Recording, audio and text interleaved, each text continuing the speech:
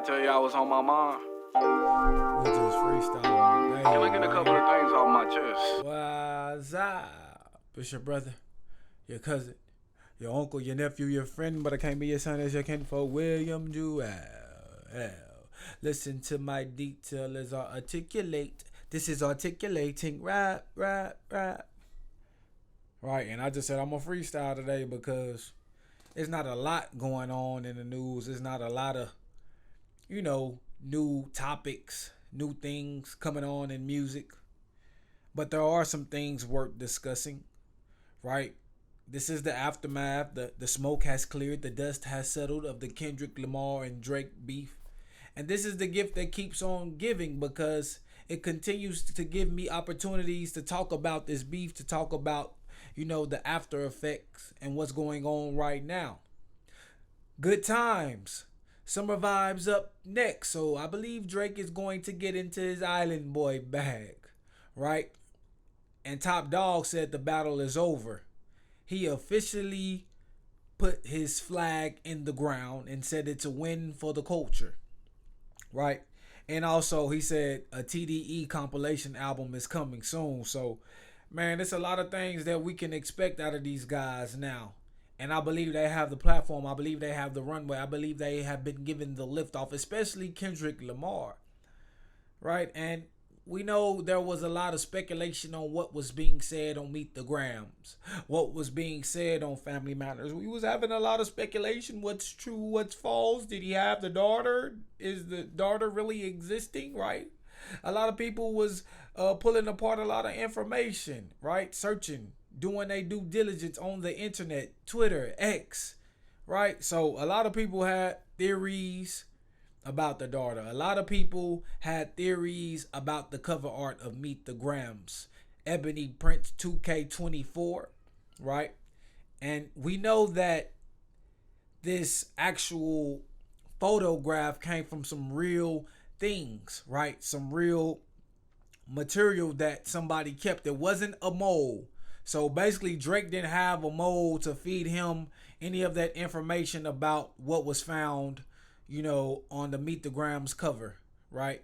On the 616 cover, 616 in LA. So the mole, right? There is no mole. The only false information that Kendrick has had so far is the daughter, right? And then we know about all the other allegations, correct? Right? And I was looking at something. And I don't know if my listeners know this. I don't know if y'all know this, but the legal age of consent in Canada is 16 years old. So Drake can leave America and go back to Toronto and have his 16 and 17 years old and no one will bother him. So the fact that he was going to the States and some things have been alleged, right, that's really not too far-fetched. So I would just think about that perspective for a moment. A 16-year-old girl could be in a sophomore or a junior in high school. She'll at least have one more year left of school, staying with her parents, right? And you mean to tell me you'll just let a grown man have at her? Like, that's just crazy to think about. Like, in Canada, right? And no disrespect to the Canadians. I mean, that's the law that y'all grew up under. That's the law that y'all abide by. But damn, y'all letting these 16 years old have these grown men to themselves?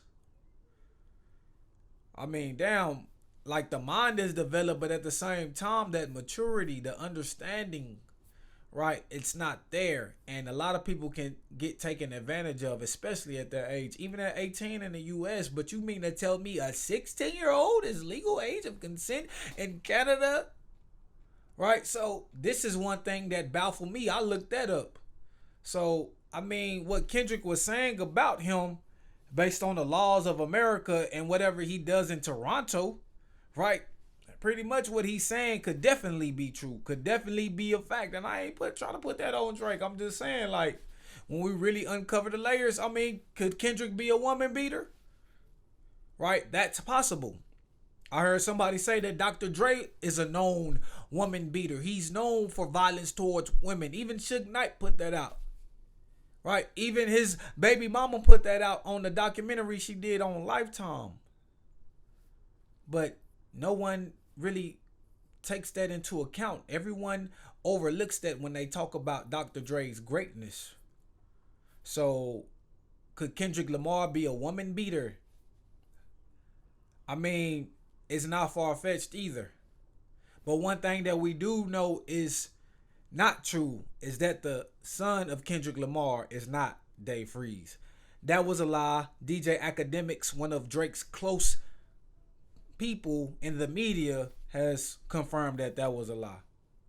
Right? As far as the daughter goes, right, we don't know about the daughter. But as far as the daughter is concerned, as of right now, it is a lie or it's not true. It's still false. So Ebony 2K24, they basically, and then let's talk about Cooley Bravo, Drake's mole. So Kendrick had a mole who was Ebony Prince 2K24. Drake had a mole, Cooley Bravo. And Cooley Bravo is on audio saying that he finessed Drake out of 150K. Come on, bro. If you were street smart, you would know your entourage is only there to hustle you. 616 in LA, Kendrick Lamar tried to tell him, and everything that Kendrick said was prophetic, right? I will not deny that. Everything that he said is pretty much came into fruition in the course of this battle. But I want an album from Kendrick, right? I know the TDE compilation is coming, but Kendrick can deny that. He's PG Lang now. He don't have to do any favors. I don't know how much TDE had help with him on this battle, but he doesn't owe TDE no favors.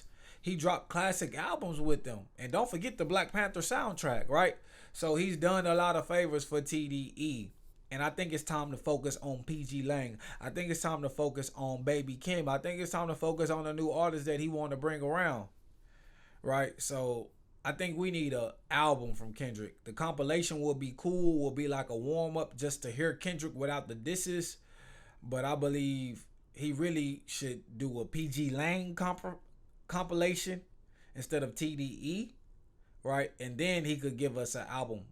But I still will prefer an album, you know, before the compilation, right? Because I believe once he just got so much momentum right now. He just got so much momentum right now. He could run like Forrest Gump did. Jenny, I'm coming, right? Kendrick can run with it, you know. Fourth leg of that 100-meter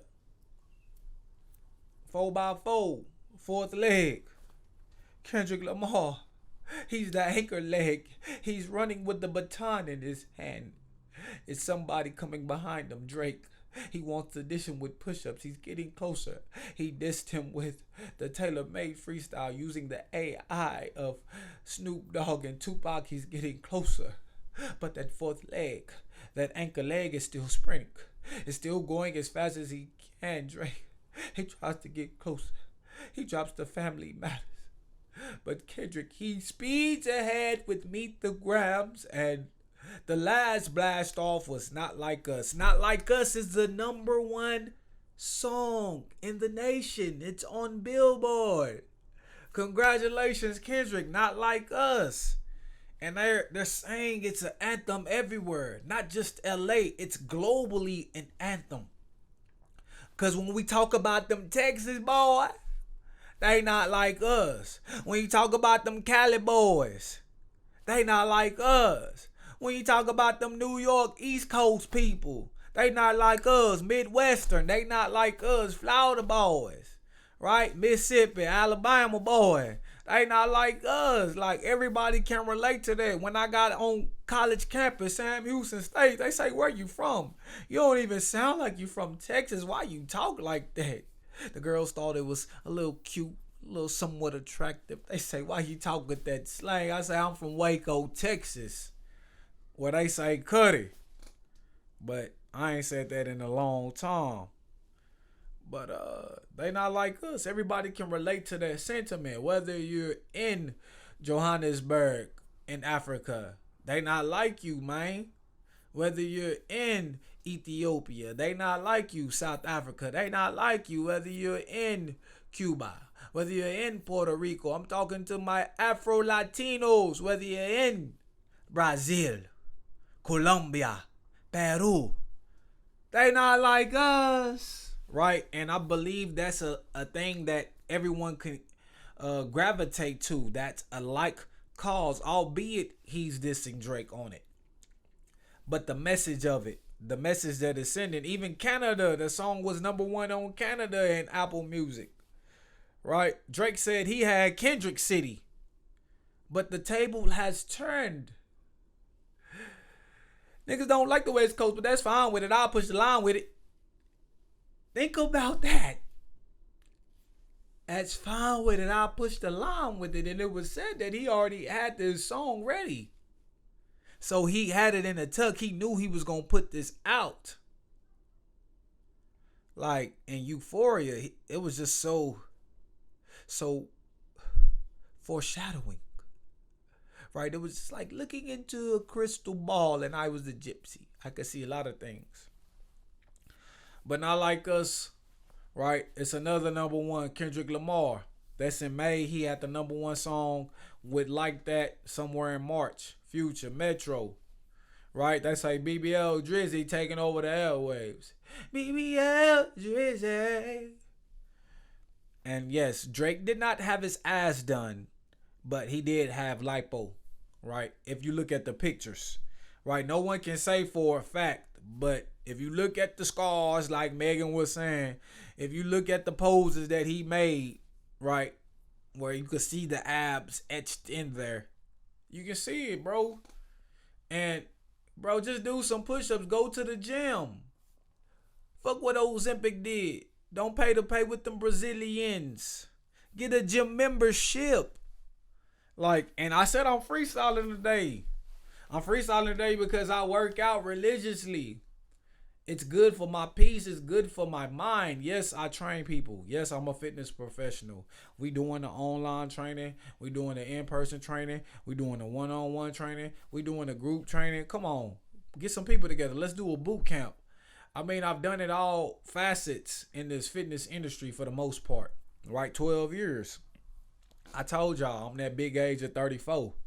About to be 35. 12 years. So the thing is, like, it's sad to me. Like, I have a light-skinned brother, right? I got light-skinned cousins. I got people that are of that pigmentation and they're black, right? And I never bought into the colorism, right? I know when people projected it up against me, but I never bought into that, right? And a lot of people are brainwashed and they still have that slave mentality. Shout out to Wolfman. We had a conversation about this. But, like, Drake, like, you got to think about it. He has the money. He can get any woman he want regardless. And he's a rapper. So if he got a little pudge here and there, that's fine. But the one thing that's deceiving is he wants to have an image that he not willing to work for. Right? And the thing is, when you have those multiple surgeries, that's a clear indication of, you know, a bot surgery, or that's a clear indication of you wasn't able to keep up with what you needed to do to maintain the physique that they carved out. And when I look at that, that's just sad. Like, to see a man that insecure. Because ain't that why he messing with all these dudes, girls? Because they messing with them. And if he can get them, he can boost his ego above them. He can feel like he's a better man than them, or at least on the same level. Right? Because that's the reason why guys do that. And maybe subconsciously. Maybe they just want to have another woman. You know what I'm saying? But if you do that and you're getting liposurgery on your body, that's sad to me. Like, I like a natural body. I like a natural woman. When I see a BBL from a woman, sometimes it look good. Sometimes you can't tell. And then sometimes they got the skinny legs, big booty. Right? But it's a big booty. So, like, if you're already kind of in the thought process when you see a big booty, you got to turn around. You just got to see it. Like, you just got to see it. But, you know, I never played with one. I never felt on one. Because that's a newer thing. Like, even the girls now, like, that are regular women that have regular 9 to 5s. When that tax money come in, they getting them BBLs. They going to Mexico, they going to Colombia, they going wherever they can go to get them BBLs for cheap. Right? Now, and since I've been married, right? Since I've been with my girl, I never had the opportunity to do that. But when I look at it, that's for the information. That's just for me to download. But, the more you see it, then the more regular it is, the more you question what it is. So, like, even for the women, like a natural booty that just melts in your hand when you squeeze it. Like, even for the women, like, a man loves that. A man loves a woman that has some softness to her. I can't deny, right? I'm in the muscle profession, but a man loves a little, you know what I'm saying? Little jiggly back there, right? Because it's just that cushion for the pushing. So, like, when it comes to a woman with a BBL, it's different. Because a woman has to be seen in a certain way, right? A woman has, their whole dignity, their whole pride as a woman is tied to having boobs. It's tied to having the structure, the Coke bottle shape of a woman. Their whole identity is tied to that. And sometimes when a woman don't have that, they feel like they're not feminine. They feel like they're not enough woman. And maybe I'm mansplaining. Maybe I'm explaining it from my perspective of how I see it. But I just think that image they're trying to keep up with, it's not an image that a man put in their head, right? But it's an image that we've been seeing over and over again on social media. It's an image that we've been seeing over and over, like in real life, because even the 9 to 5 regular women have these BBLs. And so a woman sees this everywhere she goes, and maybe she feels like she's less than if she doesn't have that. And there's nothing wrong with it. But what's beautiful is a woman that's confident. And, maybe she's not perfect, but a woman that's confident in her body. A woman that's confident in being natural, not willing to change, not willing to, adjust to the society norm. Like, that says something about that woman. That woman is not clingy. That woman is not going to blow up your phone. That woman ain't going to be crazy jealous. That woman is going to be secure. And so, like I said, like Drake as a man, as an alpha, as a big dog, no dominance, right? Man. Even you got money, you could still live how you living, but you want to have that look, right? Because you're a pop star. And I feel like if he was just playing a rapper role, it wouldn't be a big deal, but he's a pop star. So he wants his body to be appealing, not only to, the women that he come across with, but just to the society in general. So you got to think about the pop star women, the rapper women that are struggling with these issues, but we have a man, right, that's struggling with these issues. And he's not the only one. We saw the Flex, Funk Master Flex. We saw Bandman Kevo. He ain't the only one, right? It's questionable about Moneybag Yo. He not the only one in the mix.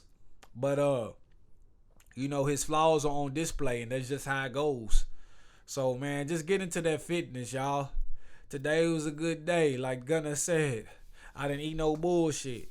Like, eat clean, eat right, and then work out on a consistent basis. Like, I promise you, you're going to get yourself in a better headspace. You're going to upgrade your confidence. You're just going to feel better about yourself.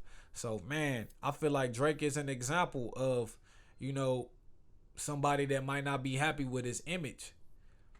And I feel like his structure, his body is good enough to build something from that.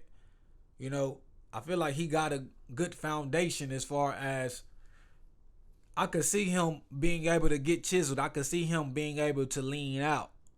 But it's about how you eat, right? Because they said he had stomach issues. And it's just about like how you, work out and exercise. And, doing all that tour, making all that music, being on the road all the time. I'm sure it's hard to maintain a consistent schedule. But it's so many resources that will help you and allow you to do that. I just wish he found that. And that's really kind of like the biggest takeaway. Not even the biggest takeaway, but that's an interesting takeaway from this whole rap beef or this whole feud, right, is the BBL Drizzy, because that was coined by Ross, right? Ross, a big man, over 300 pounds, he never got anything done. But man, it's crazy. But NBA playoffs, let's talk about the playoffs, right? The Nuggets, they thought they was going to get swept. But now they've won 3 games in a row and up 3-2 on the Timberwolves. Jokic leading the way. Nikola Jokic getting his 3rd MVP. And Shaq had said that man didn't deserve it.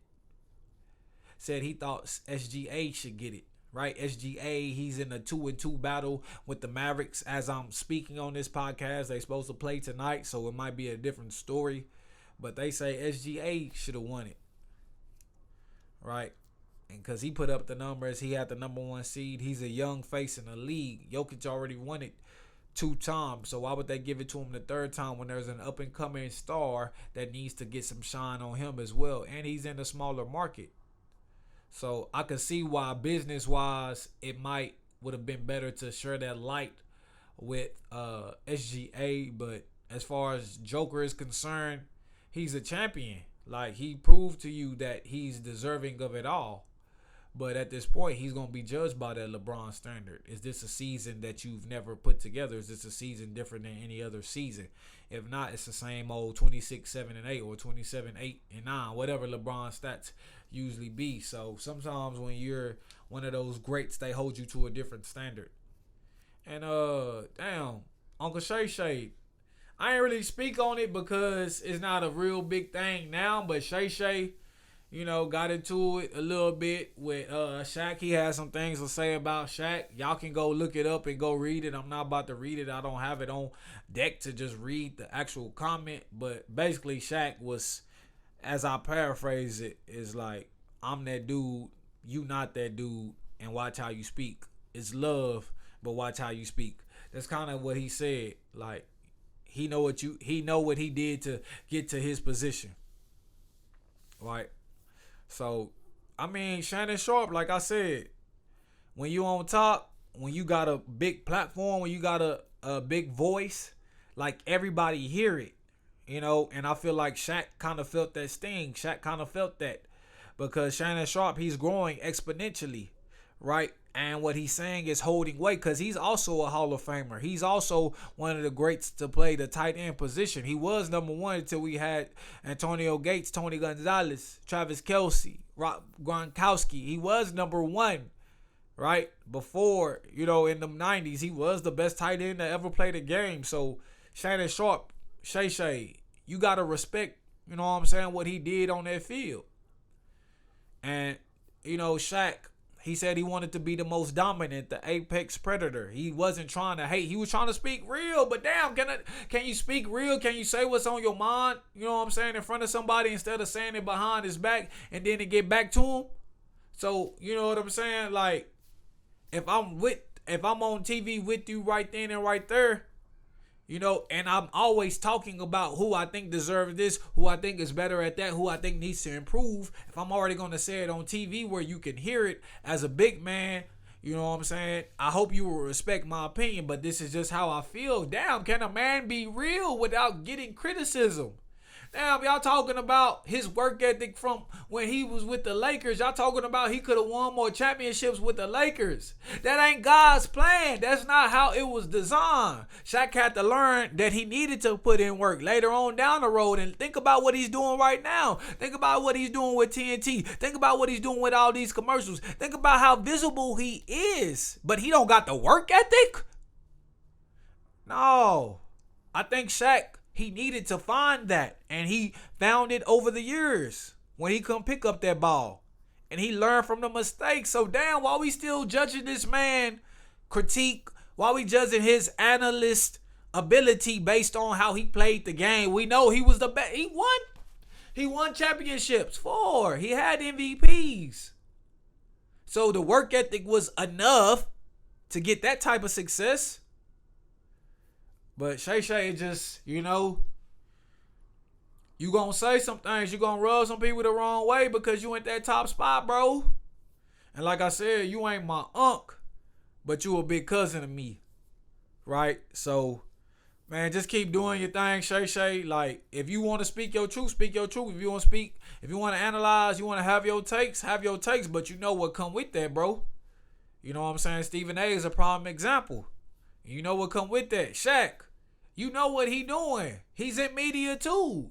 He's just trying to be entertaining. He's just trying to provide a provocative headline, a provocative story. He's just trying to talk a little bit. Damn, and he's not the first one that said that about you. Even Kobe has said that about you. A lot of people have said that about you. All he's just saying is the same thing. But it was triggering, bro, because now you know your work ethic is not like that. And you upset that your work ethic was like that in the past, and it did cost you. It's triggering. I get it. So I see why you said something. Bro. But, man, I got to get to that Ghostface Killer and Conway the Machine, a.k.a. Ugly Man. I got to get to those albums because right now I just kind of been looking up everything about the theories, conspiracies, the lies, the truths of the Kendrick Lamar and Drake rap feud. And I also been trying to catch up with this NBA. You know, I've been watching X-Men 97. It's supposed to be coming to a finale. Just watch the first episode of Demon Slayer. You know your boy's into that anime, right? And it's interesting. So I'm really going to get into that. I feel like I want to talk a little bit more about that Blurred, right? They call Blurred Black Nerd. A friend of mine, shout out Saba, she told me that term. So I say I'm a Blurred. I like my anime. I like my Marvel. I like my cartoons. But I'm into different stuff like rap, you know, the science of this, and just really trying to just understand the culture overall. Like, I'm a nerd when it comes to that. So, man, appreciate y'all for tuning in. Appreciate y'all listening. You know, I just wanted to kind of cover a couple of things. That Gunna's still going. Right, K-Mo? Right, JJ? We talked about, you know, some good songs on that Gunna. Like, we developing the top fives. Right, but Life's Changing. That's one on everyone's list. Life's Changing is one on everyone's list. Neck on the Yacht. I think I saw that again. I saw Dollar Sign. I like Dollar Sign. Man, I really like the album. I know I spoke on it. I know I gave it a review. It's still good. A friend of mine said it might have a little bit skips. It's not better than the first one, but other friends have said, nah, this is just as good. The whole album fire. I can't skip a track. I can't stop listening to it. So, I mean, I've been getting mixed reviews, but the most consistent review is it's a vibe, right? It's well balanced. It just sounds good. And it's just something you can just put on when you're doing anything, whether you're working out, whether you're cleaning the house, where you got a girl coming over, whether you're riding in the car, just somewhere you can just chill out, vibe, and just be relaxed. But I'm going to go relax. This is your brother, your cousin, your uncle, your nephew, your friend, but I can't be your son. It's your kid for William Jewell. Giving you my detail as I articulate. This is articulating rap.